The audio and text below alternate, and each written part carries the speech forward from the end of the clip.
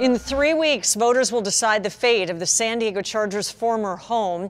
In a recent 10 News Union Tribune poll, Measure G, known as SDSU West, is the clear frontrunner. But with the clock winding down, both Soccer City and SDSU West are hitting television ads hard, hoping to win your vote.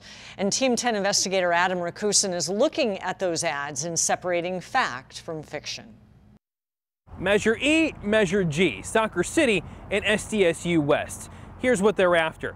This prime piece of real estate right here in Mission Valley. You've seen television ads running constantly. We're taking a look at 2 of them to sort through what's true and what's not.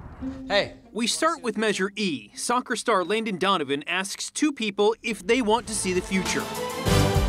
The guy asks how much it will cost for what he just saw, and Donovan says it won't cost you a dime.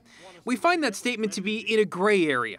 According to a city attorney analysis, a private developer would normally pay the city for staff time spent processing its development. It's unclear whether any city staff time will be reimbursed. Also, the initiative does not establish the actual amount of rent the city would be paid for a 99-year lease of the property. Soccer City disputes our findings, saying the initiative pays fair market value and points to these provisions in the language, saying city costs will be covered. Want to see what you get with Measure G? The ad claims taxpayers get the same stadium that's currently there for the next 10 years, and it's going to cost $6 million a year. Gee, that's what you get for the next 10 years. Here's what we know. Measure G provides for the sale of approximately 132 acres. It doesn't talk about time frames and does not guarantee the property would be sold or that any specific development would be built, according to a city attorney's analysis. Also, according to a report by the Office of the Independent Budget Analyst, the stadium historically operated at a deficit. We asked Thad Kauser, the chair of the Political Science Department at UCSD, to provide a nonpartisan analysis of the ad and its money messaging. I think this is part of the compare and contrast message they're going for, right? The other side's not bringing you as much and it's costing you money. That's their contention. And our side, it's going to be free and it's going to bring you this great soccer game. Now to Measure G. The choice is clear. SDSU West, Measure G on the ballot, is a once-in-a-lifetime chance to grow the university. The ad starts with Jerry Sanders, one of the most trusted figures in San Diego politics, making a pitch to grow the university to meet the needs of future students.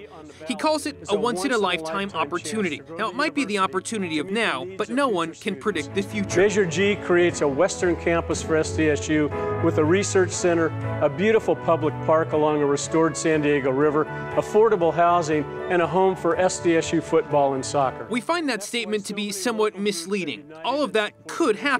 But the city attorney's analysis says voter approval of this measure does not guarantee that the property would be sold or that any specific development would be built. It goes on to say if the property is sold to SDSU, the Board of Trustees of the California State University will determine the use of the property in its sole discretion through a campus master plan revision process. A campus master plan revision does not require city approval. The review also notes the initiative does not address who would plan, build, and maintain the river park. Here's Kauser's analysis of the ad. I think they want to have voters associate SDSU West with something that's bigger than the university, that's something that's going to bring in money for the city, something that's going to bring in sports and be, in some ways, all things to all San Diegans. And the folks behind SDSU West say the measure requires the university to develop the site through an open and transparent planning process. And for both ads, we didn't find things that are untrue. We found a lot of things that are unclear. You heard me mention the city attorney's analysis that we used to fact check these ads. It's important to note that the city attorney tried to get both of these measures thrown off the ballot. Reporting in the newsroom, Adam Racusin, Team 10.